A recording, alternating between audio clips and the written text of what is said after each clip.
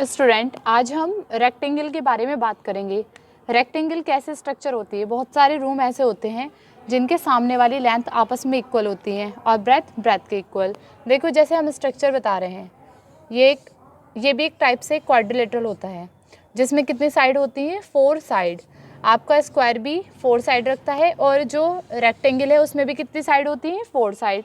लेकिन रेक्टेंगल की क्या प्रॉपर्टी होती है, रेक्टेंगल में जो साइड ए बी है वो साइड डी सी के इक्वल होगी, यानी कि ए बी साइड इस सी डी साइड के इक्वल होगी। और ये जो बी सी साइड है वो किसके इक्वल होगी, ए डी साइड के, यानी कि इसके आमने सामने वाली साइड हमेशा कैसी होती हैं, इक्वल। तो इसकी फर्स्ट प्रॉपर्टी जो है, हम कह सकते हैं कि जो ए बी साइड है वो किसके इक्वल है, सी डी के, और जो इसकी ए डी साइड है वो किसके इक्वल है, बी सी के। क्योंकि रेक्टेंगल की जो अपोजिट साइड्स होती हैं, यानी कि ए बी सी डी के इक्वल और ए डी किसके इक्वल है, बी सी के, वो आपस में इक्वल होती हैं। सेकंड इसकी प्रॉपर्टी, इसके 4 एंगल्स हैं, 1 2 3 एंड 4। ये चारों एंगल्स जो होंगे वो 90 डिग्री के होंगे, यानी कि angle A, angle B, angle C और एंगल डी, ये चारों आपस में कितने डिग्री के होते हैं, 90 डिग्री के, यानी कि चारों एंगल्स जो होते हैं वो 90 डिग्री के होंगे। थर्ड प्रॉपर्टी, देखो इसमें 4 एंगल हैं, अगर हम चारों एंगल्स को ऐड कर दें तो इन सब का सम होता है 360 डिग्री। तो कोई सा भी क्वाड्रिलेटरल होगा उसके चारों एंगल्स का सम हमेशा 360 डिग्री होता है। तो angle A plus B plus C plus D, अगर हम इनको ऐड कर दें तो इन चारों का सम होगा 360 डिग्री। इसमें इसको बोलते हैं इसके वर्टिसेस 1 2 3 4। अगर मैं इसको मैच करूं तो ये बन जाता है पूरा डायगोनल, और इसको इससे मैच करा दूं तो ये भी क्या बन जाता है, डायगोनल। तो रेक्टेंगल में 2 डायगोनल्स होते हैं, एक डायगोनल इसका AC है और जो अदर डायगोनल है वो क्या है, BD। तो इसके जो डायगोनल्स होते हैं वो आपस में होते हैं इक्वल, यानी कि जो AC होगा वो किसके इक्वल हो जाएगा, BD के।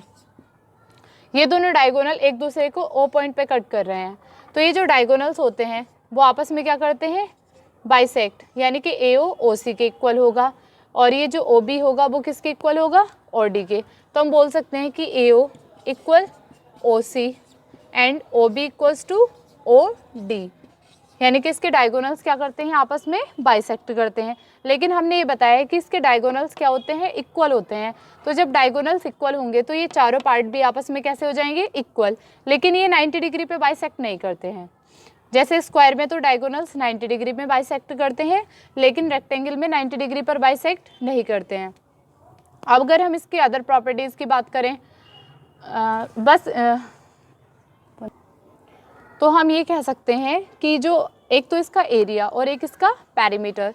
तो जो रेक्टेंगल है उसमें 4 साइड होती है। अगर हम इसकी पेरीमीटर की बात करें कि रेक्टेंगल का पेरीमीटर क्या होता है, तो किसी भी चीज़ का जो पेरीमीटर होता है उसकी सारी साइडों का सम होता है, जो एक्सटर्नल साइड है, यानी कि AB BC CD और DA। पेरीमीटर होता है सम ऑफ बाउंड्रीज, जो आउटर बाउंड्रीज रहती है। तो पेरीमीटर इक्वल्स टू, ये हो जाएगा AB plus BC plus CD plus DA।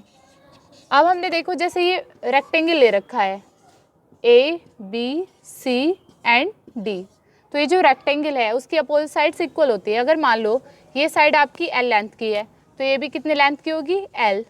अगर ये B है तो ये भी क्या हो जाएगी, B।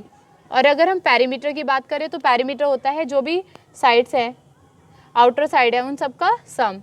तो हम perimeter P equals to L plus B plus L plus B, तो इधर L 2L हो जाएंगे और B और B क्या हो जाएंगे, 2B।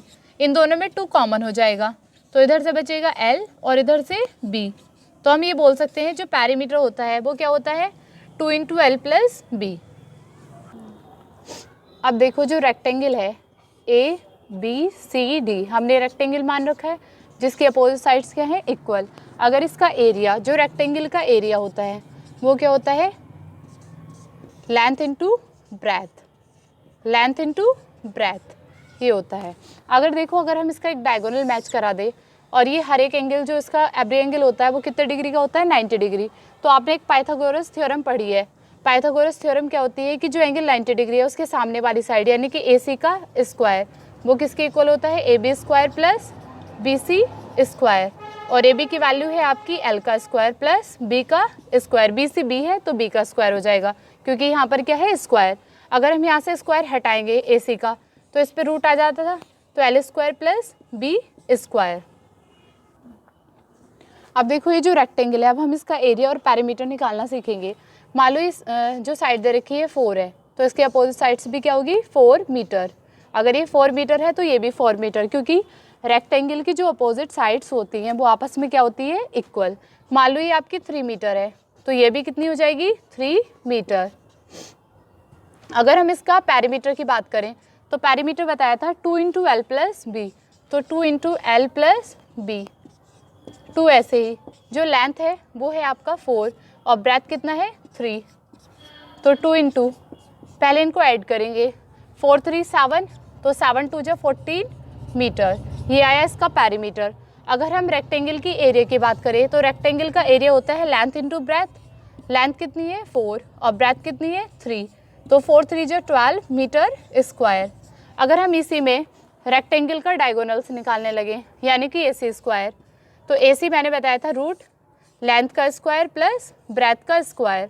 तो लेंथ की वैल्यू कितनी है 4 का स्क्वायर प्लस 3 का स्क्वायर, तो 4 4 जा 16 प्लस 3 3 जा 9।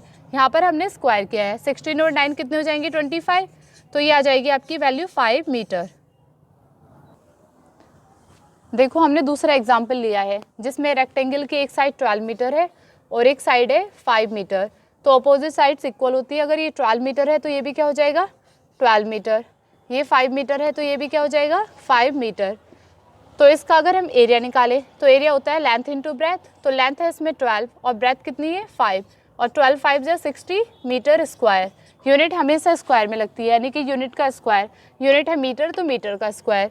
अगर हम इसके पैरामीटर की बात करें तो पैरामीटर होता है 2 इंटू एल प्लस बी। तो यहाँ पर जो लेंथ है वो है आपका 12 मीटर और ब्रेथ कितना है 5 मीटर, तो 12 प्लस 5, तो 12 और 5 कितना हो जाएगा 17, और 17 2 जा 34 मीटर।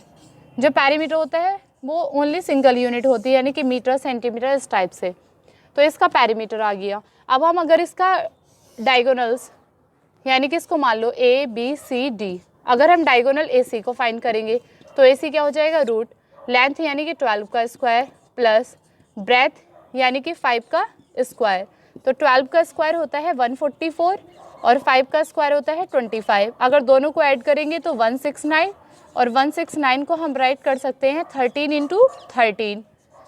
एक पेयर, ये पेयर बना 13 का, उसमें से एक नंबर बाहर आ जाएगा, तो एसी की वैल्यू आ गई आपकी क्या 13 metre. Thank you and subscribe my channel.